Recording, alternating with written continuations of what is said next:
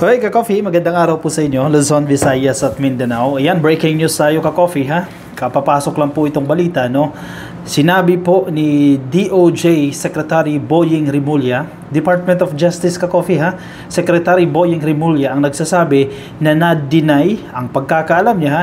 Na-deny po itong application for asylum ni Harry Roque dyan sa the Netherlands. Oy, tinan mo, oh. Nang una, deny pa yan si Roque, ha? Di ba kasi lumabas na yung balita na yan eh. May report na yan lumabas last week eh, na deny eh. Sabi ni Harry Roque, hindi yan totoo. Hindi denied. In fact, meron akong ID. Temporary lang yung ID na in-issue sa kanya. Ini-insist niya, hindi na deny. Ayaw niyang tanggapin sa sarili niya na isinusuka na siya ng the Netherlands. Inilipat yung kaso niya sa Germany. Kaya ngayon nandiyan na sa Germany. Maraming indicators na talagang na-deny yung kanyang asylum application. Sige, pakinggan muna natin itong sinasabi ni Secretary Boying Rimulya. Mainit-init pa ito, ka-coffee, ha? Parang kape lang ito, eh. Mainit-init pa. E din balikan natin yung pagdi-deny ni Harry Roque sa balitang ito. Sige. Wait lang, ha? Hindi siya nabigyan ng alam ko, hindi siya nabigyan ng asylum ng Netherlands. Kaya nasa Germany na pagbibigay nito kung sa pakasakali. But just the same, parang iintayin pa rin po ng DOJ matapos. Basta ito yan. Correct. Pwede naman final na extradition lang pagdating ng panahon. Pero baka hindi na kailangan kasi kakasin naman ang passport niya. Pag naging undocumented alien lang, ay pwede nang kunin ng Interpol. Wait lang. Medyo maraming gustong ipunto dito si Secretary Boying Rimulya. One, credible ba si DOJ Secretary sa pagsasabi na na-deny? Malamang. Department of Justice Secretary yan, may access yan sa Intel report. Hindi naman yan magsasalita na eventually mapapahamak siya at lalabas na fake news. Yung sinasabi niya na na-reject yung application niya for asylum ni Harry Roque. Definitely credible dyan si Boying Rimulya. At nandiyan na sa Germany. Ito, ka-coffee, ha? Halimbawa, ikaw si Harry Roque. May pending application ka sa the Netherlands. Diba? Pending ang application mo. Ibig sabihin, naghihintay ka na lang ng resulta. So, ibig sabihin din, anytime pwede kang ipatawag ng the Netherlands government na, dito mag-report ka, ito may concerns kami sa iyo, ito yung problema, etc., etc. You have to comply these documents, etc., etc. So, hindi ka aalis ng the Netherlands. Diba? Common sense yan. May hinihintay akong resulta ng aking application, hindi ka maggagala-gala. Hindi ka aalis kasi anytime nga pwede kang ipatawag. Napansin nyo ba si Harry Roque habang ongoing yung kanyang application for asylum? Palipat-lipat ba siya ng bansa? Diyan sa Europa? Hindi. Diyan siya sa The Hague. Halos araw-araw nakikita natin siya sa The Hague. Hindi siya lumalabas, hindi siya lumalayo sa the Netherlands kasi nga may hinihintay siyang application. Ngayon, pansinin mo, nasaan si Harry Roque? Bago siya nakarating dyan sa Germany, currently kasi nasa Germany, and allegedly nadjadya na yung kanyang application dahil ang German government ang nag-issue sa kanya ng Schengen visa. Bago yan, nasaan siya? Nagpunta siyang Amsterdam at kung saan-saan pang mga bansa dyan sa Europa. Nagpalibot-libot siya. Ibig sabihin, wala na siyang hinihintay na resulta ng application. Wala na siyang kinakatakot na baka mamaya ipatawag ako ng the Netherlands government. Diba? So, mukhang totoo. Kasi hindi natin alam ang final answer unless makita natin yung dokumento ng rejection ng the Netherlands government. Pero ako, I trust Secretary Boying Rimulya sa sinasabi niya na totoong deny niya itong application ni Harry Roque, which is consistent doon sa ginagawa o sa actions ni Harry Roque. Napakalat-kalat na siya. Palipat-lipat na siya ng ibang bansa at hindi na siya napipermi dyan sa the Netherlands dahil wala na siyang hinihintay na resulta. Oy, karma is real. Diba? Kinarma na ang pugante. Bumalik ka dito sa Pilipinas. Welcome ka dito sa Pilipinas. Bring Harry Roque home. Diba? Welcome na welcome ka. Balik ka dito sa Pilipinas. Isa pa. Alam ko, hindi siya nabigyan ng asylum ng Netherlands. Kaya nasa Germany na pagbibigay nito kung sa pakasakali. But just the same, parang iintayin pa rin po ng DOJ matapos. Basta ito yan. Pwede naman final na extradition lang pagdating ng panahon. Pero baka hindi na kailangan kasi kakasin naman ang passport niya. Pag naging undocumented alien lang, ay pwede nang correct. kunin ng Interpol. So, sir, confirm po na sa Germany na siya ngayon ang naka-apply. Ayun ang pagkakaalam ko, pagkasabi sa akin. But any update from PFA na Wala pa, kasi ang cancellation ng passport, basta court yan. Hindi naman sa PFA. Kasi naman admin, kasi may kaso na. So paano yun? Legal yung pwede siya magpalipat-lipat within an EU country? Sa EU kasi, basta may visa ka, open borders naman ang EU mo. Pero, yeah, pagka naging fugitive from justice, lalo-lalo na pag nawala na ng documentation, ay pwede na siyang habulin ng internet. Okay? Thank you. Thank you, sir. Okay. Thank you, UNTV, for that video, no? One,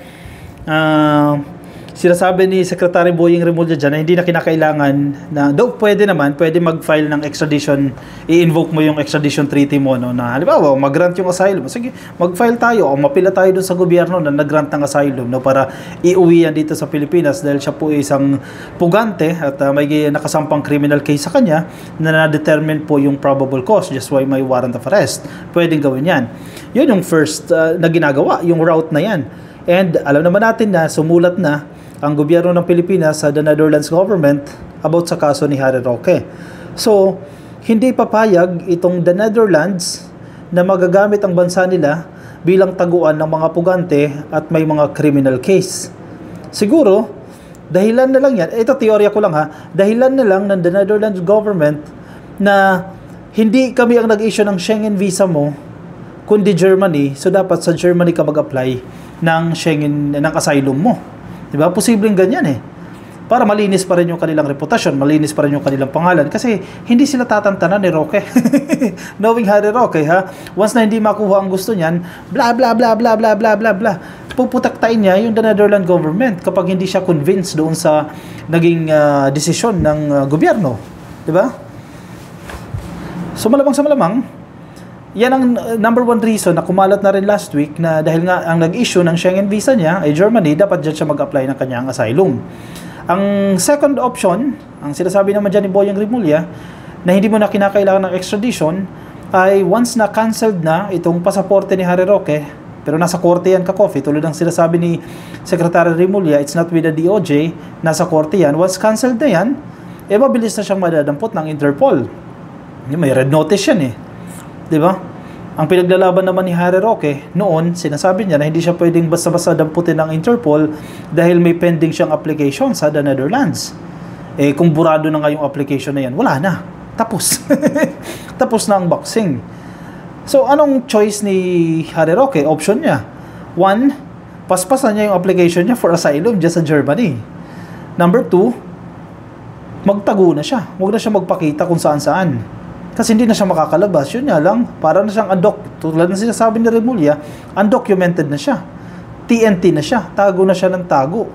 Diba? Huwag na siya magpapakita sa authority, sa German authority. Dahil pag na-checkpoint ka dyan, nasaan ang passport mo, nasaan ang identification card mo, etc. etc. Deport ka kung saan ka galing sa Pilipinas. At yun ang mukhang mangyayari dyan kay Harry Roque. Sige, ayaw ba tumigil ha? Puro ka pa bakbak ka ng bakbak ha? Bira ka ng bira, kala mo ikaw malinis, hindi ka rin naman malinis. In fact, may criminal case ka. Ayan, karma yan. Diba? Karma is real. Tapos recently pa, pinagkakapirahan nyo yung mga OFW. Diyan sa diyan sa Germany, nag-meet and greet sila ni Maharlika, pero sinisingil itong mga OFW. Anyway, balikan natin itong sinasabi ni Roque. Makikita mo talagang kasinungalingan itong Roque na to eh. Dinideny niya. Hanggang saan ka magdi-deny? Sa tingin mo, walang intel report na makakarating sa gobyerno ng Pilipinas? Ang DOJ, hindi nila malalaman na rejected yung application mo? Harry Roque denies asylum bid was rejected. Sabi niya nito 5 days ago. Hindi totoo yan. Yung sinasabi sa online na na-reject yung aking application for asylum. Sabi niya, hindi totoo Former presidential spokesperson Harry Roque, who is facing qualified human trafficking charges dyan po sa Pilipinas o dito sa Pilipinas, has denied that his asylum request in The Hague, Netherlands was rejected.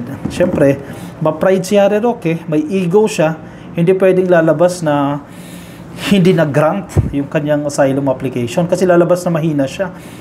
Ano niya yan suntok yan sa ego niya yan ang pinapanindigan niyang imahe. No, malakas ako. Hindi ako pwedeng ma-deny dahil ako isang international lawyer. Dahil ako ginigipit ng gobyerno ng Pilipinas. at dapat mag-grant itong asylum ko. Nox, ganyan ka coffee ang mindset ni Harry Roque. As of this date, asylum proceedings have not yet concluded and no one has access to the proceedings except me and the Dutch government as the matter is treated with confidentiality. Sa malamang yan, nag-inform o nag-FYI ang Dutch government sa gobyerno ng Pilipinas. Siyempre, government to government yan di ba? I-inform din ng Dutch government ang gobyerno ng Pilipinas, lalo pat at ang gobyerno ng Pilipinas ay may request dito sa pagkaka-aresto kay Digong, kay Harry Roque, dahil nagtatago nga yan. May criminal case yan, may valid yan na kaso, at may warrant of arrest yan. So malamang, baka yan ang naging response ng Dutch government dito kay Harry Roque. Mabigat-bigat yan, ha? Ano kayang gagawing tumbling na naman ni Harry Roque? Sige, isayaw niya na lang yan. Bangag, yan. Butod. Yan na naman ang gagawin niya. Isasayaw niya. Kita mo? Kumikilos ang karma. Sa kasamaan mo, ayan, bumabalik sa iyo yan. Masamang tao ka, babalik sa iyo yan. Kakarmahin ka. Bad karma yan. Nangyayari kay Roque. Siya, sige, maraming natutuwa mga Pilipino na na-reject yung application niya for asylum. I-komento po ang mga nais ninyong sabihin. Baka may mga opinion kayo o reaksyon dyan sa comment section. Nga pala, mamaya ka-coffee, ngayon po ay Miyerkules, alas 6 po ng hapon. Alam nyo na, kapag alas 6 po ng hapon, Salamat PBBM Podcast po tayo. Tuwing alas 6 po yan ng hapon hanggang alas 7 po ng gabi. Tuwing Miyerkules, Salamat PBBM Podcast. Pag-usapan natin, definitely yung mga accomplishments ng gobyerno. At may special guest din po tayo, si Attorney Persida Rueda Acosta, ang hepe po ng PAO, ng Public Attorney's Office. Biruin mo, si Persida Acosta. PAO Chief Persida Acosta, guest po natin yan, panauhing pandangal po natin yan. Kaya tutok po kayo ha, mamaya po yan, alas 6 po ng hapon hanggang alas 7 po ng gabi sa Salamat PBBM Podcast.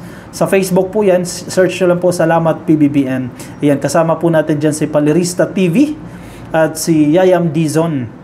Pag-usapan natin yung katatapos lang din na Love for All dyan sa Las Piñas at yung celebration po natin ng Independence Day at marami pa pong iba. Alright, sige. Maraming salamat sa mga sumama. Make sure na naka-follow po kayo sa ating page. Please like and follow sa ating Facebook, YouTube, subscribe, TikTok, subscribe na rin po kayo. I'll see you, Coffee, in my next video. Bye-bye.